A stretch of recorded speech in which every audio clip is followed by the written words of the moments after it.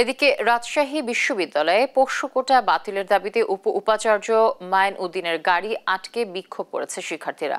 পরে তারা উপাচার্যের বাসভবন ঘেরাও করেন। রাজশাহী বিশ্ববিদ্যালয়ে বর্তমান পরিস্থিতি নিয়ে বিস্তারিত জানাতে যুক্ত হচ্ছেন সহকর্মী কাজী শাহেদ। শিক্ষার্থীরা উপাচার্যের বাসভবনের সামনে অবস্থান নিয়ে আছেন কিনা, নাকি সরে গিয়েছেন, সেখানকার সার্বিক পরিস্থিতি সম্পর্কে যদি জানাতেন। ধন্যবাদ জ্যোতি। সকাল থেকেই কিন্তু কোটা বাতিলের যে দাবি সেটি নিয়ে শিক্ষার্থী এবং প্রশাসন একটা মুখোমুখি অবস্থানে চলছে। কিছুক্ষণ আগে আমরা দেখেছি যে উপাচার্য অধ্যাপক মাইনুদ্দিন যখন বিশ্ববিদ্যালয়ের প্রশাসন ভবন থেকে বের হয়ে তিনি গাড়িতে করে তার বাসভবনে আসার চেষ্টা করছিলেন, তখন শিক্ষার্থীরা যারা জোহা চত্বরে বসে সকাল থেকে আন্দোলন করছিলেন তারা তার গাড়ি ঘিরে ধরেন এবং সেখানে যেখানে পরিস্থিতি তৈরি হয় পরে তিনি সেই গাড়ি থেকে নেমে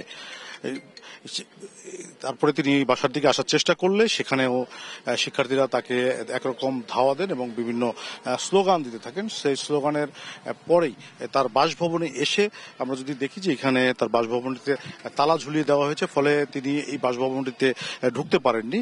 পরবর্তীতে শিক্ষার্থীরা এখানে অবস্থান নেন, কিন্তু উপাচার্য অধ্যাপক মাইনুদ্দিন তিনি পাশের যে বিশ্ববিদ্যালয় ক্লাব আছে এবং জুবিলি ভবন সেখানে গেলে শিক্ষার্থীরা সেখানে গিয়ে অবস্থান নিয়েছেন এবং ভেতরে তারা বসেছেন এবং তারা যেটি বলছেন যে পোষ্য কোটা বাতিলের প্রজ্ঞাপন জারি না হওয়া পর্যন্ত তারা তাদের দাবি থেকে সরে আসবেন না, তারা আন্দোলনটি অব্যাহত রাখবেন।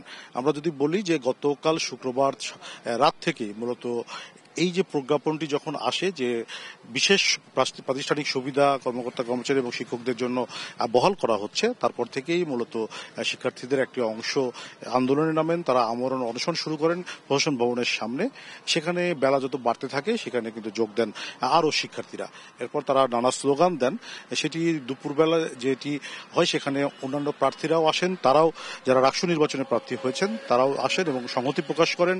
তারা যেটি বলছেন যে রাকসু এবং আন্দোলনের যে কোটা যে বিরোধী যে আন্দোলন দুটি তারা আদায় করে ছাড়বেন। শেষ পর্যন্ত এখন পর্যন্ত যেটি হয়েছে যে উপাচার্য মাইনুদ্দিন জুবিলি ভবনে এবং বিশ্ববিদ্যালয় ক্লাব সেখানে একরকম অবরুদ্ধ আছেন, শিক্ষার্থীরাও বাইরে অবস্থান নিয়েছেন। তো জ্যোতি, এই ছিল রাজশাহী বিশ্ববিদ্যালয় থেকে আমার কাছে সর্বশেষ।